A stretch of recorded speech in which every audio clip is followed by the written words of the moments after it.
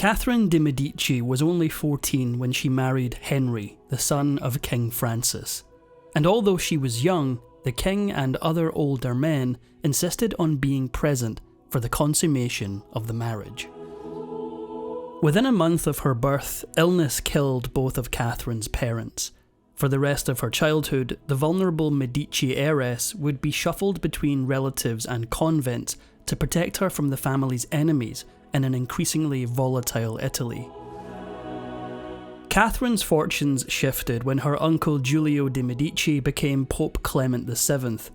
Clement brought his young niece to live in an extravagant palace in Florence, where the people took to fondly calling her the Little Duchess. Medici power in Florence came crashing down in 1527. Cardinal Silvio Passerini overthrew Pope Clement, and suddenly Catherine's peaceful childhood was thrown into chaos once again. Passerini's forces took Catherine hostage and sent her off to live alone in a series of convents.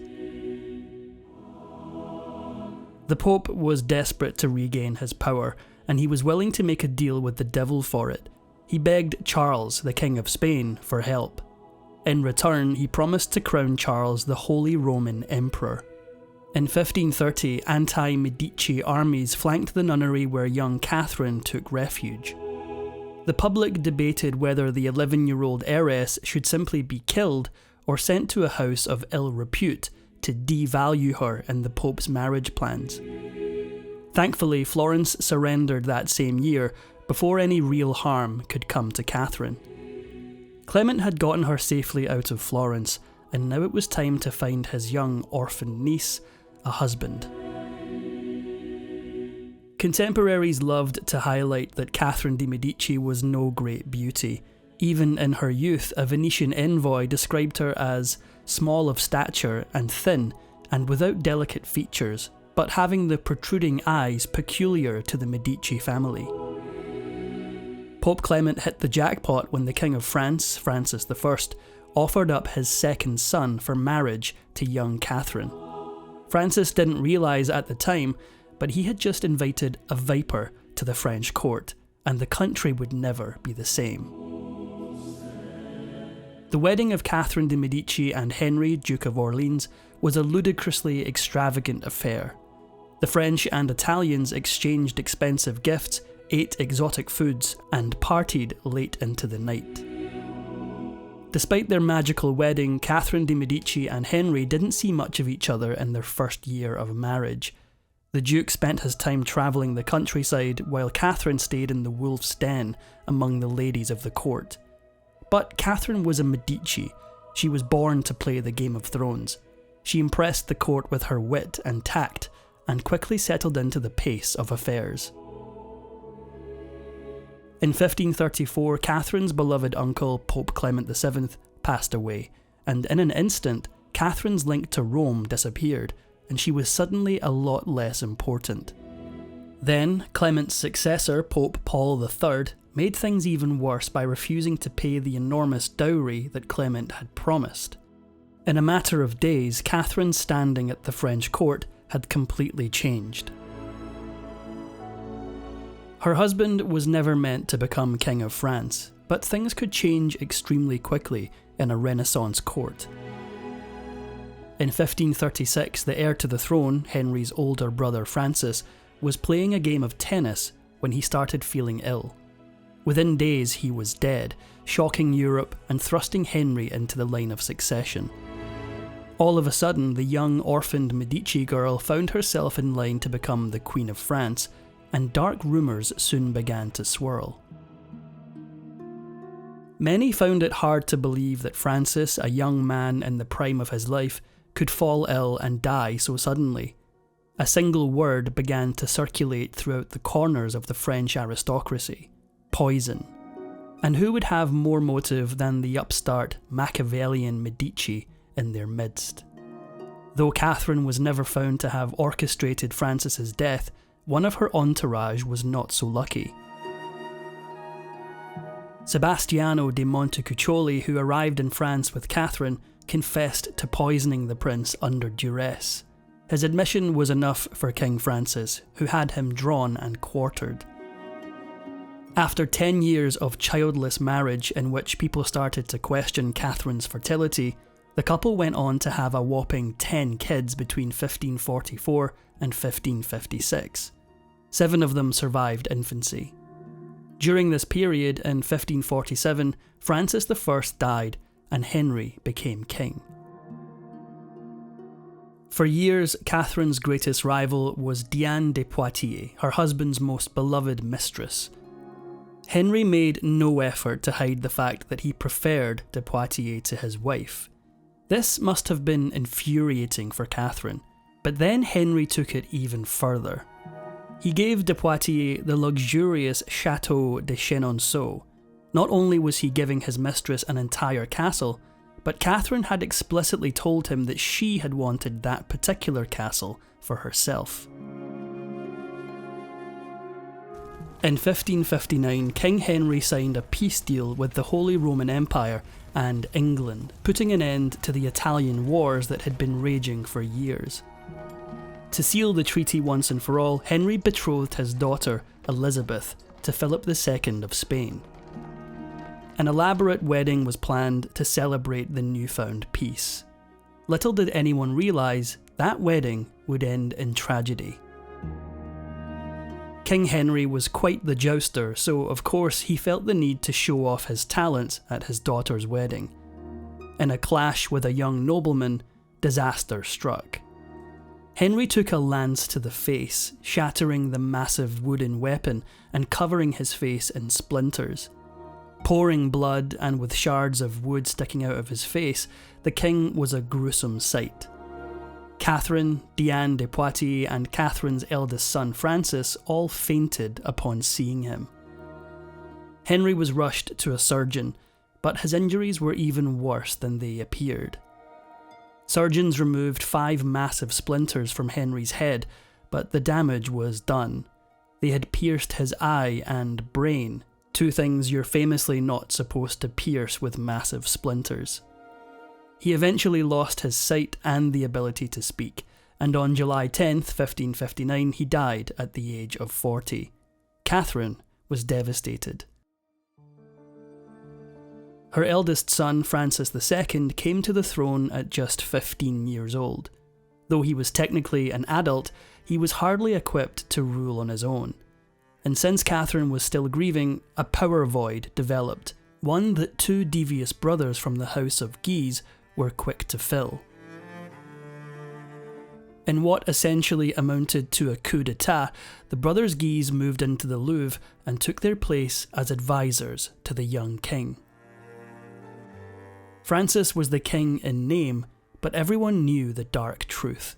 The Guise brothers were in control. But for how long? Once Catherine had recovered from the shock of her husband's death, she found the Guises in near complete control of her son's kingdom. At this point, she had no choice but to work with the usurpers, since she didn't have any real power. Yet. Catherine's son Francis was never a robust child, and evidently the pressures of being king only made things worse. Less than a year after he was crowned, he contracted a painful infection and found himself on death's door. Catherine was heartbroken, but she knew she had to act fast to ensure her next son could claim his throne. By the time Francis died, Catherine had done enough political manoeuvring to have the royal council name her Governor of France. For the first time, she had real political power. According to rumours, Catherine had a stable of about 80 beautiful ladies, whom she would deploy to the beds of various courtiers for espionage and information networking. On top of that, she employed many magicians and sorcerers as well. One of the most famous was Cosimo Ruggieri. Everyone in Paris knew of him, the Queen's trusted necromancer and specialist in the dark arts. Charles IX was technically the king, but Catherine was the real power. Her rule was marked by brutal religious violence. Catholics wanted Protestants persecuted, while Protestants wanted the freedom to practice their religion. The tensions had been bubbling for the better part of a century, but when Catherine came to power, they finally exploded. Even once Catherine became governor of France, the Duke of Guise still held considerable sway in the French court. Catherine mostly put up with him, but she would pay the price for her patience. In 1562, Guise and his men committed the brutal massacre of Vassy. They attacked a group of Protestants known as Huguenots while they had been worshipping in church. When the violence finally settled down, 74 Huguenots lay dead and another 104 wounded. Guise had no idea what he had just begun. The massacre of Vassy sparked the French Wars of Religion, the defining conflict of Catherine de' Medici's lifetime. Catholic and Huguenot armies would tear the French countryside apart for nearly 30 years, and Catherine, her children, and the rest of the French royal family were in the middle of it. Catherine de' Medici took a remarkably hands-on approach to the French Wars of Religion. She could often be found visiting the field herself to manage affairs. When one of her generals told her that the battlefield was no place for a woman, she laughed and coldly replied, "My courage is as great as yours." The St. Bartholomew's Day massacre is the darkest stain on Catherine de' Medici's already disturbing record. As fears of Huguenot reprisals grew, King Charles finally made a grim order: kill them all. Catholics took to the streets with a vicious glee, and things quickly spiralled out of control. The killing started in Paris, but quickly spread to the countryside. No Huguenot was safe. Estimates on the total number of Protestants killed range from 5,000 to upwards of 30,000. The massacre completely crippled the source of Huguenot power, and marked a crucial turning point in the French Wars of Religion. Towards the end of his life, Charles IX became emotionally unstable. He would fluctuate from boasting about the body count of the St. Bartholomew's Day massacre to being guilt-consumed by the atrocities, to simply blaming his mother for being the cause of it all. Ever the practical parent, Catherine declared she had a lunatic for a son. There was never a dull moment in 16th century French society. Just a couple years after the massacre, Catherine faced a new tragedy and a new crisis. Following in the footsteps of his brother, Charles IX died of illness at just 23 years old. Catherine was forced to bury yet another one of her children, but Charles would not be the last. Next up for the throne was Catherine de' Medici's favourite son, Henry, Duke of Anjou. Catherine's youngest son Francis was always the black sheep of the family, known mysteriously as Monsieur. Francis was initially far down in the line of succession. No one ever expected him to amount to much, but suddenly with Charles dead and Henry lacking children, Monsieur suddenly found himself next up to sit on the throne. But rather than come home and do his duty, Francis betrayed his mother and laid waste to everything she had accomplished. In 1576, Francis did the unthinkable. He allied with the Protestants against his brother and mother. The unlikely alliance forced Catherine to sign the humiliating Edict of Beaulieu, giving in to Huguenot demands for the first time in years. Unsurprisingly, she was utterly furious with her rebellious son. But despite his treachery, she was still utterly devastated when fate came to claim him as well. Francis was the next of Catherine de' Medici's children to die young, and his death put her entire legacy at risk. Francis was the last of her sons, and since King Henry had no children, now Henry III of Navarre, her daughter's husband, sat next in line. Everything that Catherine had built was quickly falling apart around her. Now that Henry of Navarre was heir to the French throne, her daughter Margaret, Henry's wife, was more important than ever. But Margaret was even more rebellious than Monsieur had been. Margaret's constant affairs had been a problem before she married Henry III of Navarre, and let's just say marriage did little to settle her down. When Margaret returned to the French court in 1582, her mother furiously confronted her about her dalliances. Catherine de' Medici's fury was always something to behold, and her screams could apparently be heard echoing throughout the palace. Catherine sent Margaret back to Navarre to be with her husband, the future King of France, but apparently Catherine's yelling hadn't straightened out the rebellious Margaret. Soon after, she left Navarre yet again, fleeing to an estate in the French countryside. Then she had the audacity to write to Catherine and beg for money. Disgusted, Catherine sent her daughter only enough money to eat, yet somehow Margaret wasn't done making a mess of things. She took yet another lover, a man named D'Aubiac. This was the final straw. Catherine was done with her daughter's antics. After finding out about D'Aubiac, Catherine had her daughter locked up in a castle and cut out of her will completely. She never saw Margaret again. As far as Catherine was concerned, her child was dead to her. Catherine's plans for what to do with D'Aubiac were too cruel even for her son, King Henry. Henry had D'Aubiac executed, but not, as Catherine had wanted, in front of Margaret. Henry III valued his mother's advice, that is, until her final days. Catherine had contracted a lung infection and was left bedridden. While she was fighting for her life, she had no idea that her son was plotting to cut her off from power for good.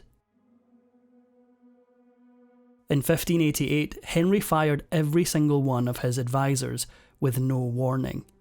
Many of them had been in Catherine's pocket, and this stunning move left Catherine with next to no influence in court. After dismissing all of his mother's cronies, the Duke of Guise was one of the last people between Henry and absolute power. Catherine had already warned him that getting rid of Guise would be a disaster, but Henry wanted blood. In December 1588, Henry invited Guise to visit him in his chambers. On his arrival, he found the king's personal bodyguard waiting for him. They set upon him with their swords, and at that very instant, the rest of the Guise family were being rounded up and killed as well. For the first time in his life, Henry had completely disregarded his mother and acted on his own accord, and he would pay a price for it. The murder of the Duke of Guise, done expressly against Catherine's wishes, took place directly above the bedchamber where she lay dying. After the deed was done, King Henry ventured downstairs and broke the news to his mother himself. "Please forgive me. Monsieur de Guise is dead. He will not be spoken of again. I have had him killed.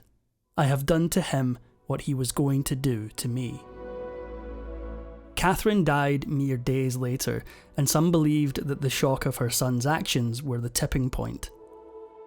After laying waste to the Guise family, Henry rounded up several other people whom he considered political enemies. A mere 8 months after Catherine's death, karma came knocking at Henry III's door. The purge of his political enemies did little to settle the chaos in the French court, and he was eventually stabbed to death by a Catholic fanatic. After the death of Catherine and her final son, Henry III, Catherine's son-in-law seized the throne as Henry IV of France. However, he promptly annulled his marriage to Catherine's daughter Margaret and replaced her with Catherine's own cousin, Marie de' Medici. Catherine de' Medici played the Game of Thrones, and played it well for decades. But like many French nobles, she ended up in an extremely ignoble resting place. Catherine's bones, along with those of many other French kings and queens, were dug up during the French Revolution and unceremoniously tossed into a mass grave. Catherine de' Medici got a disturbing introduction to the world of French politics on her wedding night. She and Henry were the same age, both 14 years old, but old men still wormed their way into the honeymoon. Henry's father, King Francis I, apparently stayed in the bedroom until the marriage was fully consummated. Catherine's uncle, Pope Clement, had a little bit more class at least. He visited the couple in bed the next morning to confirm the previous night's proceedings. Gross. If you enjoyed this video, please give it a like and subscribe for more videos.